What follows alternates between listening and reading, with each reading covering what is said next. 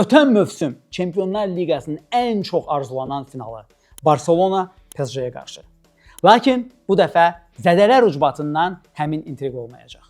Siz kanalımıza abunə olun, biz isə həmin oyunu qısa şəkildə analiz edək.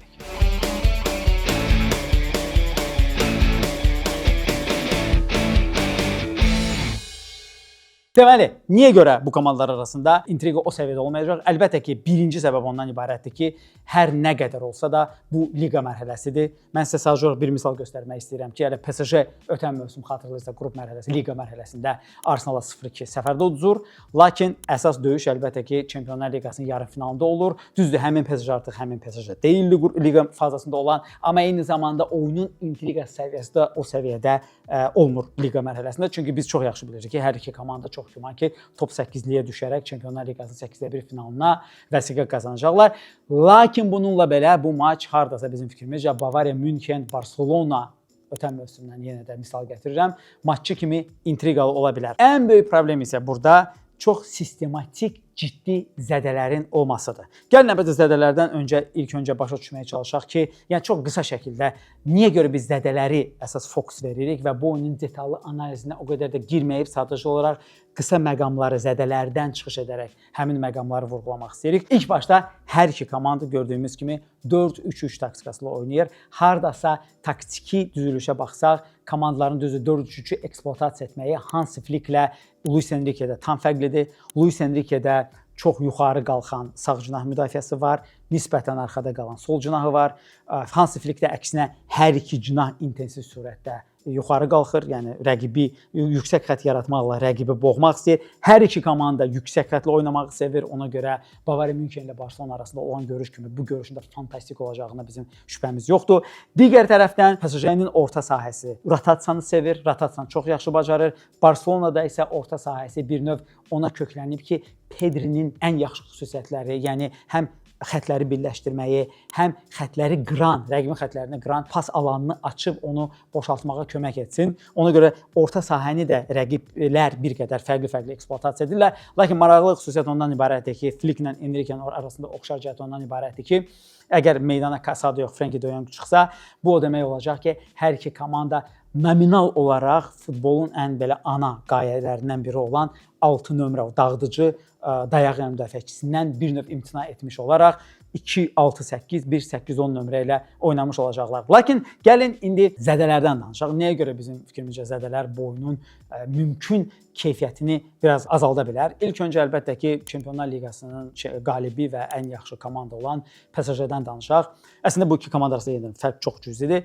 PSG-də problem əlbəttə ki, hücum xəttindədir. Bildiyiniz kimi son qızıl topun qalibi Osman Dembele 100% olmayacaq. Onunla yanaşı Desire Doué zədəlidir, hansı ki, hücumun da vaz keçilməz figurlarından biridir və onunla yanaşı əlbəttə ki, Barcolanın da oynamayacağı gözlənilir və bu Luis Enrique'nin hücumda əlində olan, xüsusilə Kylian Mbappe'nin gedişindən sonra bu malik olduğu flexibility, yəni bir növ universallığı onun əlindən almış olacaq. Mən universallıq deyəndə nəyi nəzərdə tuturam? Xatırlayırsınızsa, nominal olaraq Xviça, Osman Dembele və Desire Doué və ya Barcola olanda hər üç oyunçu öz mövqelərini dəyişirdilər və bu dəyişikliyə uyğun olaraq da ki, komanda rəqibi bir qədər gözlənilməzlik elementi ilə sıxa bilir. Lakin bu dəqiqə 3 mərkəz hücumçunun zədələnməyi ucbatından PSG həmin universallıqdan, belə axıcılıqdan bir növ məhrum olub. Hücumda Gonçalo Ramos oynaya bilər və ya Mayolu oynaya bilər, amma hər iki halda onlar daha asan proqnoz oluna bilən və daha asan tutula bilən oyunçulardır.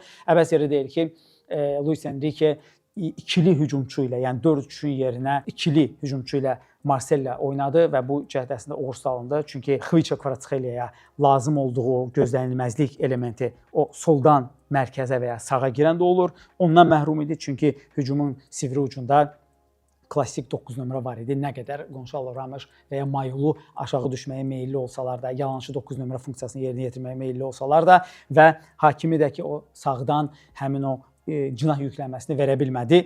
Digər tərəfdən Barselonanın problemi onun ciddi şəkildə sol cinahıdır. Sol cinahına keçməmişdən əvvəl Joan Garcia Espanyoldan aldığı və çox uğurlu transfer kimi görünən qapıçısı zədələnib. bir müddətlik sıradan çıxıb. Ondan başqa çox ciddi itki əlbəttə ki, həm Rafinyanın, həm də ki, Baldenin itkisidir. Bu sol cinahın konfigurasiyasına tam dəyişir. Nəzərə almaq lazımdır ki, cinah duelləri məncə həlledici olacaq. Çünki sol cinahda Barselonada hazırda əgər Gerard Martin oynayarsa və Erik Garcia da zədəlidir. Və Garcia həm sağ, həm sol cinah müdafiəçisi funksiyasında və bəzən isə də mərkəz müdafiəçisi rolunda oynaya bilərdi. Bu o demək olacaq ki, Rashford hücumda qalacaq və arxasında çox güman Gerard Martin ola biləcək. Amma bu da çox suallar doğurur. Amma eyni zamanda bu Barselona üstünlük verə bilər. Çünki Marcus Rashfordun ən münbit şəraiti, platforması yüksək xəttlə oynayıb arxada çox boşluq buraxan rəqibdir. Və həmin rəqib əlbəttə ki, PSG-də əgər Hakimi çox aktiv şəkildə hücuma qoşularsa və əlbəttə ki, hətta Rashfordun birə-bir Hakimi ilə qalması belə Barselonanın lehinə olacaq. İkinci tərəfdən əlbəttə ki, o biri cinahdakı duel zədədən təzə qayıtmış Lamine Yamal'la Mendeşin arasındadır. Mendeş İspaniya-Portuqaliya oyununda Yamalı çox şahane şəkildə neytrallaşdırdı. Lakin Barselonada Yamal daha yaxşı xüsusiyyətlərini daha rahat şəkildə ifadə edə bilir. Ona görə də burada da əlbəttə ki, Barselonanın bütün cəhdi Yamal'la Mendeşi mümkün qədər çox birə-bir qoymaqdır. Çünki xatırladaq ki, əgər Rashford birə-birlərdən daha çox cinah müdafiəçisi və mərkəz müdafiəçisi arxasına qaçmaqla seçilir və o halda onun gücü cəhətləri üzə çıxır. Yamal'ın özəlliyi birə-birlərdir. Ortadakı duelin əgər PSG-nin ortasında bu dəqiqə zədə falan olmasa, biz hər halda PSG-nin az-çox üstünlüyə malik olacağını düşünürük. Amma daha bir maraqlı sual əlbəttə ki, PSG Pedrini necə neytrallaşdıracaq? Çünki kim nə deyirsə desin, hətta qızıl top 11-ci yerə Pedriyə versə də bizim fikrimizcə, yəni bu subyektiv fikirdir, amma mən əminəm ki, futbola dərin baxan istənilən adam görür ki, Pedrinin yeri əlbəttə ki, qızıl top uğrunda top üçlükdədir. Yəni bütün bunlara rəğmən, hətta belə bir növ bir tərəfə, bir növ subyektiv təhrifə baxmayaraq, subyektiv təhrif mən zədə elementini deyirəm. Çünki nəzərə alırıq ki, mən bir misal götürmək istəyirəm ki, PSG Arsenal oynayanda Arsenalda Kai Havertz zədələnir və sonra da Mikel Merino da zədələnir və Arteta bilmir ki, hansı sistemi tətbiq etsin ki, o sistem işləsin. Amma paralel olaraq Luis Enrique var idi, hansını ki, Desire Doué'si, Dembélesi, Xviçası və üstəlik ehtiyatda da Barkolası var idi və o baş sındırırdı ki, Barkola formadadır, mən Doué'ni buraxım, yoxsa Barkola'nı buraxım. Bu dəfə analoji situasiyada Luis Enrique'dir.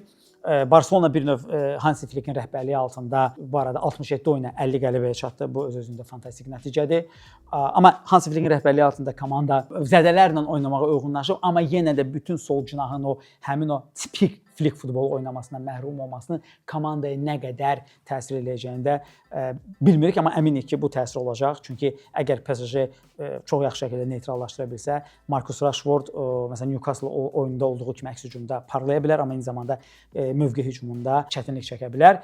Lakin yenə də biz bu oyundan əlbəttə ki, erkən final deməsək də çox maraqlı, əyləncəli bir oyun gözləyirik. Sizin fikrincə, əziz Barcelona və PSG azarkeşləri, maç necə məcra edəcək və kimin qələbəsi ilə bitəcək? Biz bu videonu sizin xahişinizə çəkmişik. Əlbəttə gördüyünüz kimi bu zədə ucbatından qısa şəkildə olsa da, ona görə də fikirlərinizi lütfən şərhlərdə bildirin.